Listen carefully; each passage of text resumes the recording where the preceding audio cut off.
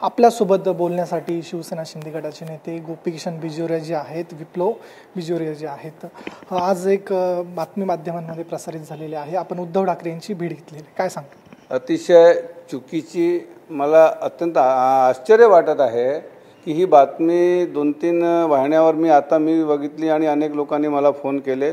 100% चुकीची, निराधार अशी बातमी कशी आली याचं चिंतन करण्याची गरज आहे. उद्धव ठाकरेंनी स्वतः सांगावा आणि जर त्यांनी ही बातमी स्वतः पाहिली असेल तर त्यांनी खुलासा करावा. मी खुलासा केल्यानंतर तो त्यांनी खुलासा करायला पाहिजे की बाजोरिया पिता पुत्रांशी मी भेटलो नाही. जर ते सांगत असेल की मी त्यांना नमस्कारही केला असेल तर ह्या राजकारणाचा पडलेला इस्तर झालेला आहे. हे मी आवर्जून सांगतो की मी उद्धव ठाकरेला भेटलो नाही, त्यांना नमस्कारसुद्धा केला नाही. मी आदरणीय मुख्यमंत्री साहेब आणि आदरणीय उपमुख्यमंत्री फडणवीस साहेब आणि एकनाथरावजी शिंदे साहेबांच्या चेंबरच्या बाहेर निघालो आणि आपले विरोधी पक्षनेते अंबादासजी दानवेच्या चेंबरसमोर त्यांना नमस्कार, अंबादास दानवेंनी हात हस्तांदोलन केलं आणि त्याचवेळी अनावधानाने ते समोरून आले, त्यांना नमस्कारसुद्धा केला नाही मी.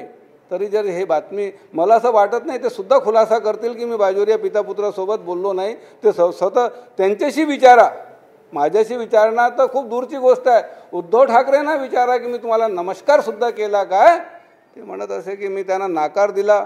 भयावह गोष्ट आहे. जर एवढा मोठा नेता जर असा खोटा बोलत असेल तर मला तर आज खूप आश्चर्य वाटत असेल.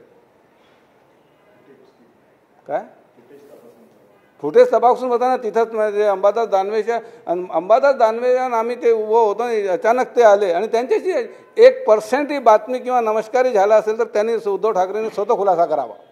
नक्कीच. आपल्यासोबत विप्लव देखील आहेत. काय नेमका प्रकार घडलेला होता, अशा बातम्या चालल्या? अधिवेशन चालू, जसं आपल्याला सगळ्यात माहीत आहे. आज बजेट पण होता.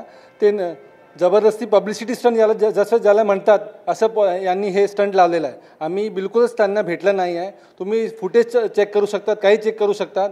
बिलकुल आम्ही त्यांचे नमस्ते पण आमची झालेली नाही आहे. हे फक्त पब्लिसिटी स्टंट आहे. बाकी तर तुम्ही समजू शकतात. मतलब अधिवेशनमध्ये त्यांनी इवन आमच्या जे बजेट होतं इतकी चांगलं ते शेतकऱ्यांसाठी आणि पूर्ण महाराष्ट्राच्या हितासाठी, त्यांना तेही आवडत नाही आहे.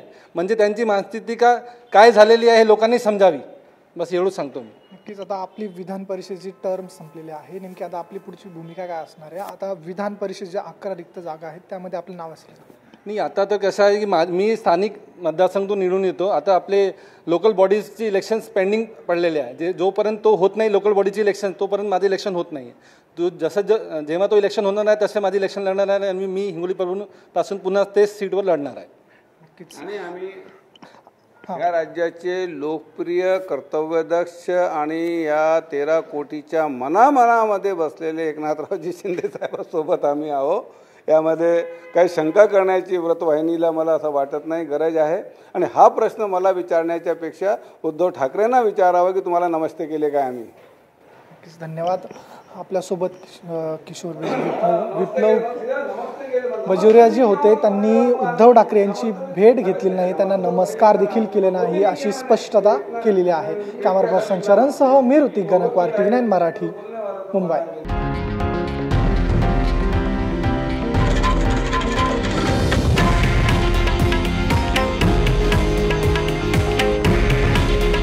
हे आहे देशातील नंबर 1 न्यूज नेटवर्क आणि आपण पाहत आहात TV9 मराठी.